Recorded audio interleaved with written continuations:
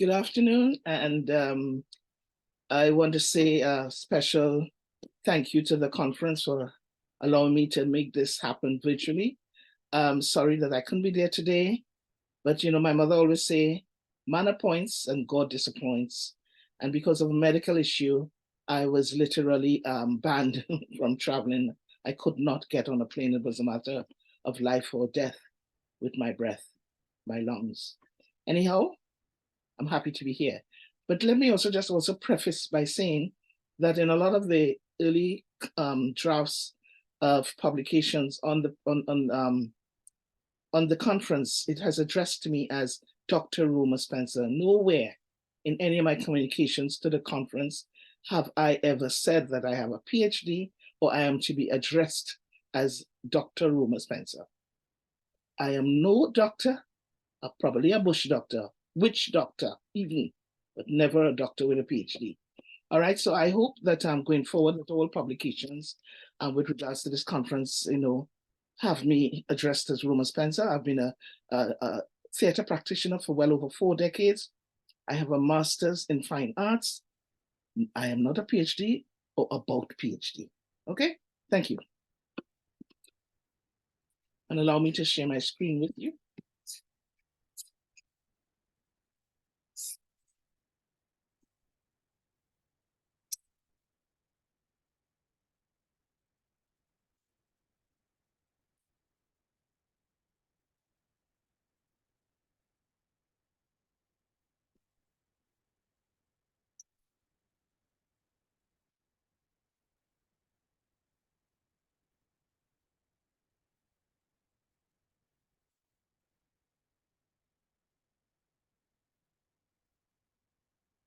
Invasion and terrorism narrative did not start with the Taliban in 2001. England had their eyes on Trinidad, and after some fighting and invasions, they seized ownership of the island, and Trinidad was now under British rule with a French-speaking public and a Spanish form of governance. And the enslavement of Africans, indentureship of East Indians, Chinese and Portuguese, Syrian and Lebanese fleeing religious persecution, and you get what is uniquely the Trinidadian body. It is this milieu that informs my art practice. The pre-Lenten festival that both the Spanish and French brought to the island survives until today, and where it is said that the Trinidad Carnival ranks number 8 in the top 15 carnivals of the world. This carnival, as we know it today, is the post-emancipated African coup d'etat of the French elitist celebration of the carnival. The demarcation evident during African enslavement was a deliberate attempt by the enslaver to keep the enslaved in check. The reprieve that the slave got during the carnival season allowed them to entertain their masters with their ditties, and so began the evolution of calypso. The masters, in turn, mimicked the enslaved by playing such characters as Neg Jardin, Garden Negroes, and Jap Molassie, Molasses Devil, where they doused their white bodies in black molasses made from the plantation's staple crop, sugarcane, because to the planter, we as Black people were seen as devils. However, the French version of the carnival in this new world was a farce from its existence in antiquity. It was only when the post-emancipated Africans settled themselves inside the carnival we saw the return of this elitist fair into its original Dionysian bacchanalia, as it were, in early Europe, much to the disappointment of the French Creoles and frowned upon even more by the British. Bearing in mind that the French had the power of occupation, so the culture of the carnival was almost systemic to the space. By the time the enslaved Africans were emancipated in 1834, they took to the streets to celebrate their emancipation, seizing the opportunity to mimic their former masters on the streets. They too doused themselves in molasses and played jab molassie in response to the master's form of rivalry. They now play the master playing of himself. This new freedom meant that the formerly enslaved began to create their own masquerade, some of which from genetic memory. The Moko Jambi or stilt walker, for example, is a direct West African masquerade, and so too was the midnight robber with his illusions of grandeur and such speech of deeds done, likened to the praise singer among the Yorubas. Stop, drop your keys and bow your knees and remove yourself from this land, I say, Medea, you mocking pretender, black-faced fury, stooping to conquer your bâtonnet. From the age of 1, I was destined to set forth to conquer lands and territories in the name of the crown. By the age of 2, with my brother Raleigh and Nelson, we plunder and destroy all mockmen with their bows and arrows, bringing disease and malady for all and sundry. At the age of 3, I caused Port Royal to crumble.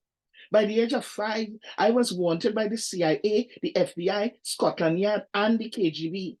And by the age of 10, I became Supreme Governor of Trinidad. So take your Georgie bundle and go. From the play Carnival, Medea, a Bacchanal, a reimagination of Euripides' classic Greek tragedy, co-written with Dr. Shirley Holmes, deceased. Thus bringing me to the subject of this paper, Writing Post-Emancipated Traditions in Performance, PETIP, the Carnival Medea model. In 2009, I had the opportunity to work as an assistant director with Geraldine Connor in the production of Carnival Medea in Leeds, England.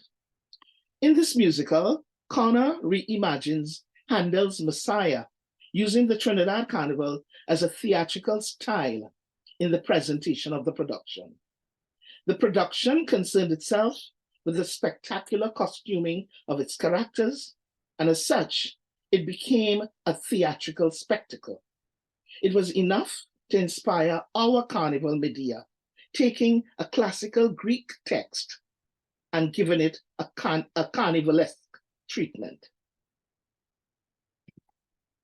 As a theater artist from this space, Trinidad and Tobago, and I haven't even touched on the Tobagonian history, which was predominantly a monoculture. Ultimately, I embrace the heritage of my land to make art.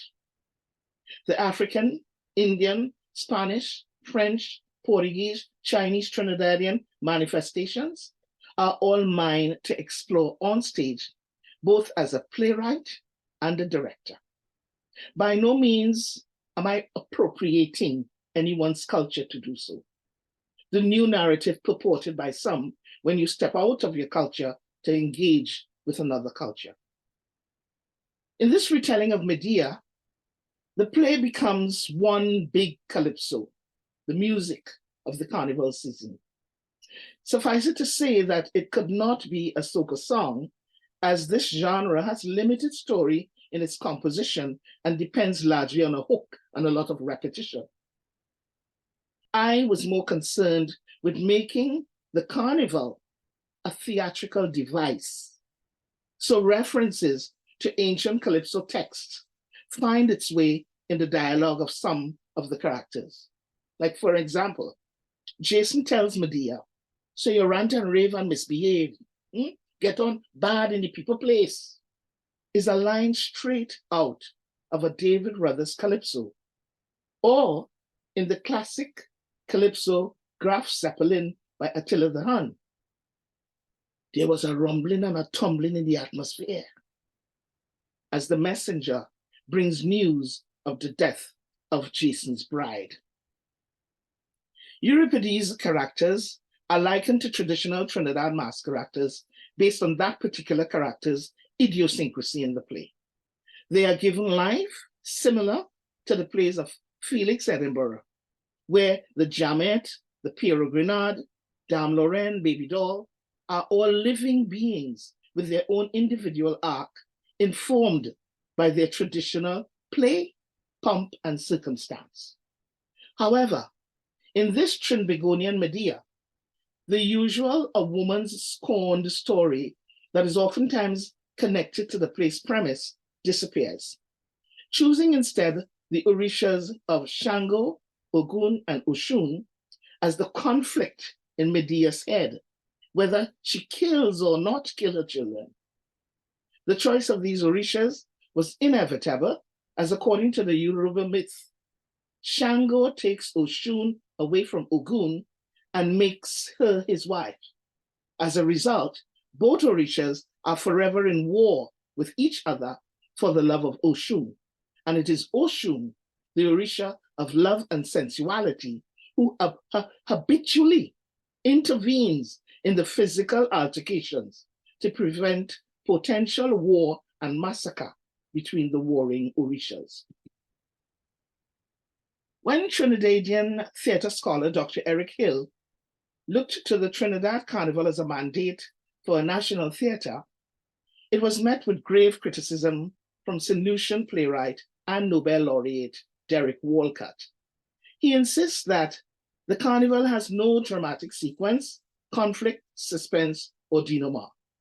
It, and I quote, has no tragedy, and its comedy, if there is any at all, it's mere jest, unquote.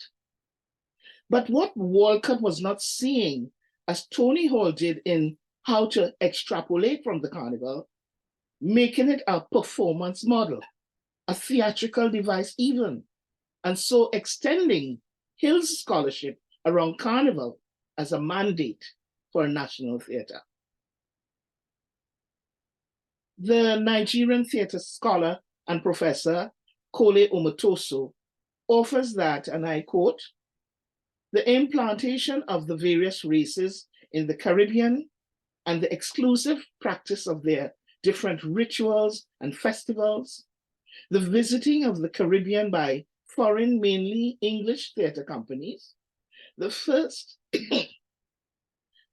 native attempts models, the final maturity of local playwrights, actors, producers, and theatre technicians, unquote, is the impetus for Caribbean drama and theatre. Roy Gibbons takes us a step further towards a third theatre when investigating the many ritual enactments of Trinidad and how this posits playmaking in form and content to inspire a Caribbean theatre style. As a Trinbagonian theatre practitioner, I have used elements of Ramlila and Jose in the direction of my plays. Am I to be denigrated for doing so? Ramlila and Jose is my culture, just as is Carnival and Parang, to tap into its essence to make art. It's the grapiness of the grapiness of the grapiness of the grapes, but never the grapes, that I'm concerned with, its essence. A mantra I have come to borrow from the Trinidadian dance pioneer and cultural anthropologist Beryl McBurney. When Carnival Medea was performed in Atlanta, Georgia in 2015, the jurors responsible for place selection at the International Collegiate Festival for the 2015 Edinburgh Fringe Festival disclosed that of all the Medeas they have seen world over, they had never seen one like this. I attribute this statement to my understanding of Errol Hill's thesis, Trinidad Carnival, a mandate for a national theatre, Trinidadian playwright and filmmaker Tony Hall's Juve Popular Theatre process, Juve Popular Theatre process, the JPTP, and the playwright and the traditional mass practitioner Felix Edinburgh's use of Carnival stock characters as living beings similar to the Italian Commedia dell'arte. The play makes a good point of departure on Tony Hall's JPTP a means of playmaking and filmmaking using the post-emancipation traditions of Caribbean peoples, whether it is through the traditional Trinidad Carnival masquerade, Jamaica's John Canoe, St. Lucia's Lawas, the Orishas, the Hindu deities, or even in the pantheon of our mythological folk characters. Hall opines that we all carry the archetype of these masked characters in our everyday life circumstance. And so as artists, these manifestations are available to us to inform the work we do in theater and in film. Thus, the politician is given the archetype of being that of the midnight robber, and the archetype of the baby doll relegated to single mothers going after renegade fathers. Arriving at these archetypes is with an understanding of the street performance and functionality of these masked characters. Yet, it is informed by the playwright Felix Edinburgh. He used the traditional masquerade characters as living beings in a slew of plays he wrote for the Trinidad Tent Theatre back in the 1970s and 80s under the direction of Irish expatriate Helen Camps. Just as the Commedia dell'arte, with its many stock characters and performance style, Edinburgh takes traditional Trinidad Carnival masked characters and breathes life into each masquerade based on their street performance.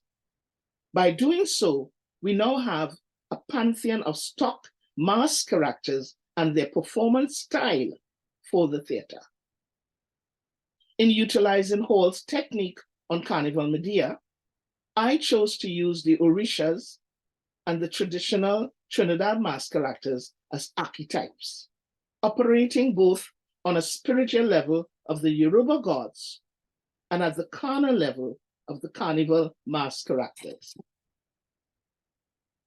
As living beings, the baby doll masquerade is Medea. The choice is well suited as Medea is a mother concerned with the well-being of her boys. It is a maternal portrayal about mothers going after renegade fathers, making them take responsibility for the maintenance and well-being of their children. But more than that, it is the enslaved woman who was seen as a mating receptacle without the luxury of a nuclear family life. This mask is a statement on that. Jason is a bâtonnet, stick fighter, where the stick becomes a phallic symbol and stick fighting becomes a metaphor for Jason's infidelity and restless spirit for another woman. Creon is a politician whose archetype is that of a midnight robber, which alludes to a narrative of grand verbiage to get your votes. Aegeus, a fancy sailor from the neighboring island of Margarita in Venezuela, as a testament to its military rule and territory. The tutor is a Piero Grenade, as this is a mass of high education, elocution, and wit, with a Yoruba retention of the Egungun and ancestral masquerade. While the messenger is a Calypsonian, the role of the griot to tell the stories of the land. And I'm sorry I don't have an image of the actor in his costume for that to be on the slide. The play is completed with a chorus of Dame Lorenz, another Yoruba and Benin retention of the Gelede masquerade. These Macomes are the women friends of Medea entrusted in looking out for her. They also give her advice on such things as how to keep your man, for example. The play's narrative, the actor's physicalization and movement, stays true to the construct of the traditional masked actor's performance and narrative upon its first appearance in the play. Bonjour, bonjour, my dear Macmenenen, faithful servant and dearest of friend. Why do you look so worn and forlorn, grieving here on this morn? Now tell me, my dear Nenen, is the madam still in the depths of her chagrin? Ah, that word, chagrin, quite a big word, you will agree. And I'm sure little boys you see don't know how to spell it for me. Now, as your private teacher, the Pierrot, I will spell it, so now you know. Here we see the actual play and circumstance of the Pierrot Mass given to the tutor's introductory narrative in the play. As Hill points out, and I quote, the theater to be created is taken not just from the performances of the streets, but from the basic essence of all the elements of the carnival, from the essence of the mass itself on the road. Peter Minshall understands this in his designs of such costumes as the sacred and the profane, the midnight robber, man crab. Minshall studies the traditional bat masquerade as was created by the post-emancipated African and takes from this portrayal the essence of its design to recreate the modern designs of many of his memorable king and queen costumes. Let me conclude by saying that writing post-emancipated traditions and performance, PETIP, is at the intersection of Errol Hill's mandate for a national theatre. That the Carnival, with its traditional mass characters, calls JPTP and Edinburgh breathing life into these characters, is a clarion call to Caribbean theatre in style, form, and content. And the play, Carnival Medea, a Bacchanal, becomes its prototype. Thank you.